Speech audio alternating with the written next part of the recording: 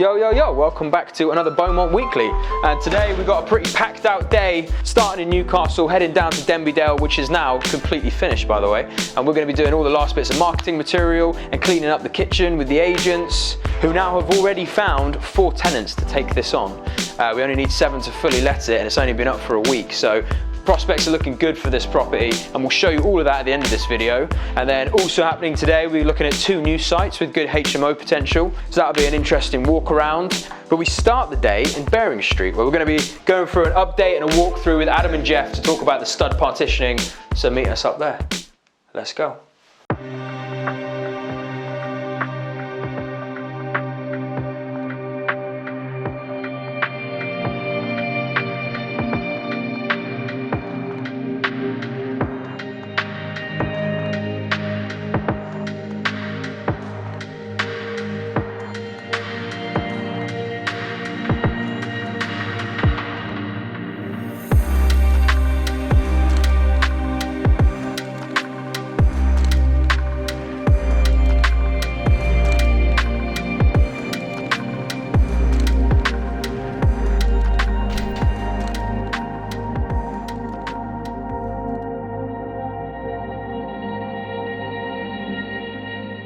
So we're here starting the day at Bering Street. So we spent the last few weeks stripping this place out, sorting out a load of the structural issues, now putting in all the partitioning, so all the MFs have gone in, so we can start to see the shape of every room and the en-suites. So we're here now, just going to talk about the final design and what that space is going to look like. It's going to look quite different. These guys move quick. So we've got some of the boarding in, some of the installations going in. Hello mate, you alright? It's all coming together quite nicely structurally. Here's our en-suites. These are a great size. You get your 1200 by 800 shower trays in here. A lot of the drainage has gone in into the suspended ceilings. So we've dropped these ceilings a good 3 foot to give us all that space to put through all the drainage and all the wiring. It's still good enough ceiling height, and this is going to be a massive room. And we've got the first boarding's gone in, insulation's gone in. We have our double layer walls here to be compliant with building regs. Let's have a look at this one. Same thing in here. Here you can see some of the insulation. Yeah, you can see we've got our extractor there, and then that'll be a soil pipe behind. This wall's gone up. This is where we've eaten into the circulation area here for this ensuite. So this was about triple the size, this area here. And now we've got an ensuite in there instead. It's still easy enough space to walk around upstairs. And there'll be a little mini sort of corridor that's then going to go into these 2 rooms and obviously lead into that room. You can see the size of this room. Remember this tiny little room that was here? Here's where the old wall was for the old bedroom, which is quite a tight, narrow space. And we've now eaten out a hell of a lot of space to get this room to a nice double size with a big ensuite, making sure we don't impede on the size of that room there, which I need to check. But yeah, we'll have a good sized shower tray in here, drainage is here. These guys have moved super quick. Jeff does not mess about. And again, another really good sized room. This would be a great size. It's amazing what we managed to do with this one space. We've come flush to the window rather than inside the wall. And then the same in here. You can see where this ensuite placement will go with the drainage at the back there. And then this is another really big room. They started upstairs. Yeah, so drainage placement's gone in. Cool, nice one. All right, we're gonna crack on and talk about some bits on site, but there's not much to do here whilst they're still putting in all the MFs. What do you think of it, babe? I really like it. You like it? I might have to find a toilet though. You could, technically. In terms of the lighting in the en-suites, right. So bulkheads are ideal on the basis that it's less maintenance. It's just the kind of ones we use in Stonegate, I feel like they look a little bit hospice, you know. Whereas spots always look a bit nicer, more domestic. And there's just this one ensuite upstairs and the wall. This here, is this sitting in the wall where the wall's going to be? It will be in the wall void. Yeah. In within the wall void. That'll go up through the roof, and that's going to be a vent pipe. Yeah. This is getting cranked back a little bit. Ah, okay, that makes sense then. Because we were wondering how narrow the space is going to go. No, this cranks back a little bit. It's only about that much, but it makes all the difference in the ensuite. Assuming you're then going to have the wall here. We'll have the entrance to the bedroom around about here. Okay. This bedroom here. Are we going to take these out as well and just try and get all the space down to the back wall? We're going to gain as much as possible, yeah. We're going to come down to probably around about here. Yeah. We need enough for installations and whatnot, better servicing down there. But yeah, we'll gain another, at least a foot. And then this wall here, are we going to bring it We are bringing it right across here to gain a bit more room in this side. Nice, to flush it with this wall essentially. Okay, yeah, decent. Nice and straight right away through. Wicked. Okay, cool. Other than that, the living room area for that lower ground floor, you still get a massive bedroom. It's just, is this even going to be used? That's the. I'd rather it's still a living room than a corridor, just so that at least there's that option for anyone who wants to fucking sit with their food and TV and whatever. And it's going to come. Is it flush with there? I don't think it is it? No, it doesn't quite come that far. I think it's probably round about here somewhere. If you can get a little coffee table with some seating and then TV on the wall, it will do the job. But yeah, this definitely having this have more glass panel to it. Yeah, all right, bro. Nice one. See you next week. Yeah, see you next week. See you later, mate. See you in a bit, guys. There she is. Hello, you. All right, lovely stuff. Bering Street's moving with some serious speed there. But next week, we should have all of the studs in and we'll be able to finalise that arrangement. But now we've got a viewing in South Shields. We're looking at a house that the council have actually bidded on, and we've managed to stop the vendor selling it so that we can go in and have a look at it in case we want to take it instead, because we'll do a cash purchase and move quick on it. So let's go have a look at that. Yeah, it's the bang next to the metro, so I think it's perfect for HMO. So when you said the metro was right outside, you meant the metro is... Right outside. Can't really get a much better location than that. Well, also, do you know the name of this place? This is Beaufront. Yep. I saw the sign. There's also a little high street there as well, with quite a few more shops, restaurants. There's a pub just there. And this metro is about 20 minutes into Newcastle, Gateshead. There's a whole load of different kind of tenant profiles you can get. At the end of the day, all of them are trying to be lean on costs. So having great locations means that they won't have the necessity for a car or the necessity to even have a bike with a metro that close. They'll look at the merits of the room and the spec, and the location's going to sell it all day long. Hello, for the viewing. Thank you. Did you do the loft yourselves? No. That was here before. Right, you better go first, little. Are you looking at it? Okay, yeah, so one bed up here. Yeah, we do an ensuite, yeah. Yeah, ensuite in the corner. We like, let's do it on this one. Yeah. But normally, you know, grey, white tones, neutral colours. I like it. We could probably eat into the circulation corridor there. Nice big room, get the breasts out. This is a good sized room for an ensuite. That room becomes a challenge unless we do it across, unless we can pull a little bit in. Get rid of the breast, pull that room in a little bit here and have it across the corridor ensuite. Get rid of that breast. Ensuite in the corner. Little toilet. That is a lot of shampoo. We got that Tresemme, haven't we? Yeah, they got. This is quite an old school thing to do, really. Yeah, it's just a wooden frame. Thanks. You see a little courtyard area out here. You'll be able to see the rest of the court.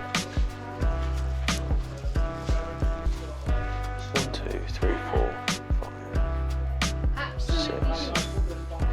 6. Okay.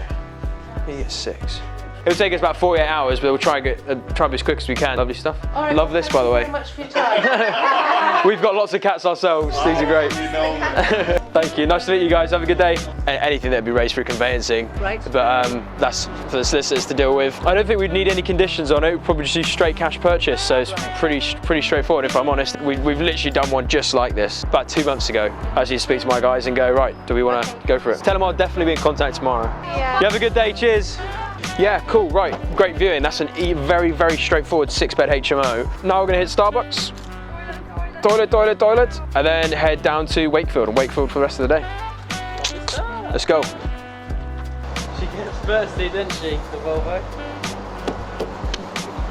Oh, fuck it out. So obviously, all the awful stuff that's going on in Ukraine, and with gas prices and energy prices in general, we, being the commuters that we are, have seen petrol prices and diesel prices just go through the roof.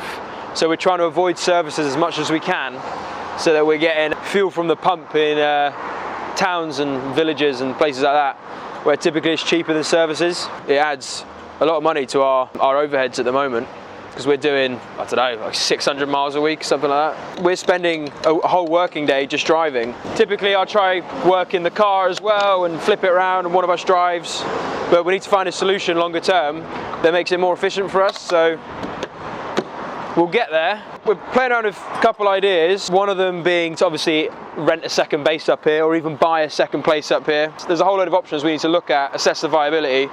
It's a problem for this summer, I think, that we need to tackle, but time is important and we're losing a lot of it to the car, and we can ideally be more present in the northeast up here if we rent somewhere, so that's also a pro of having a second base. Hello! Well, I'm seeing you here. Yeah, no, I thought I'd just come get a coffee.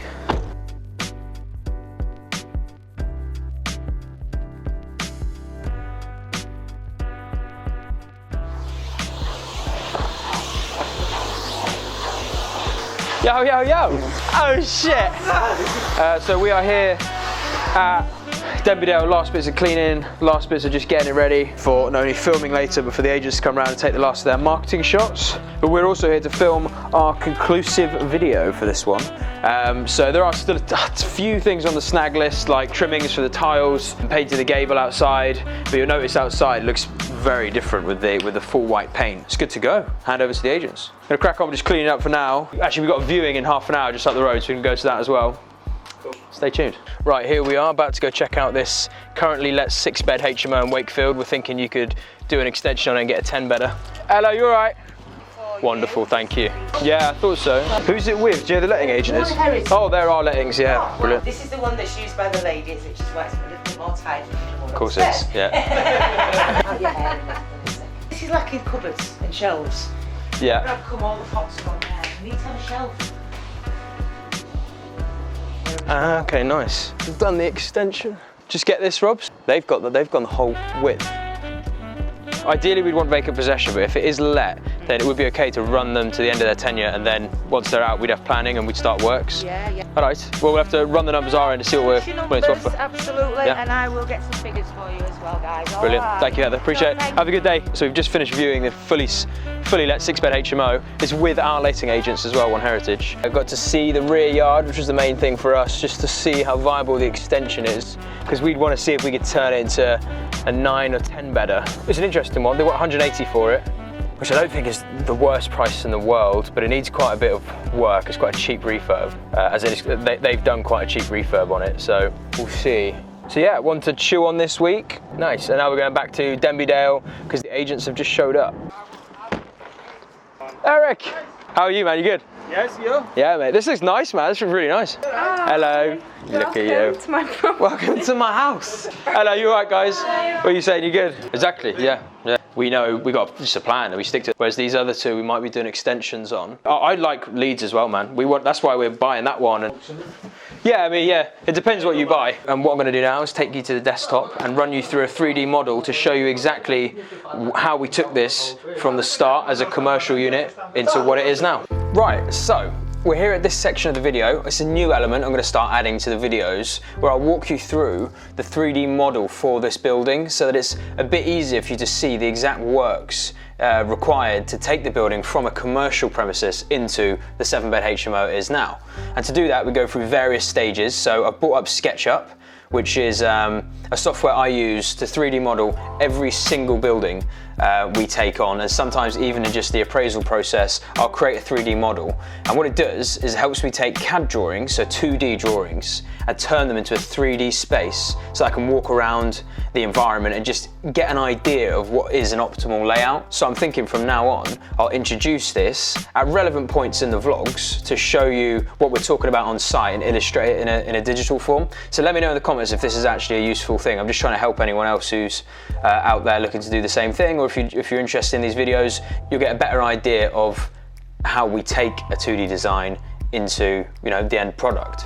So let's look at Denby Dale. You can see I've got 4 different stages here. This isn't an architectural software, it's just purely a 2-scale structural design.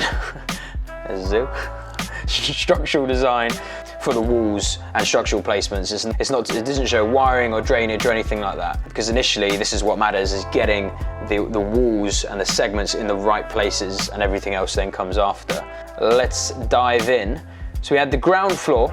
Initially you can see we had this commercial shop front, which I've just highlighted in grey, and then this resi kitchenette diner at the back, and it was a massive open plan space.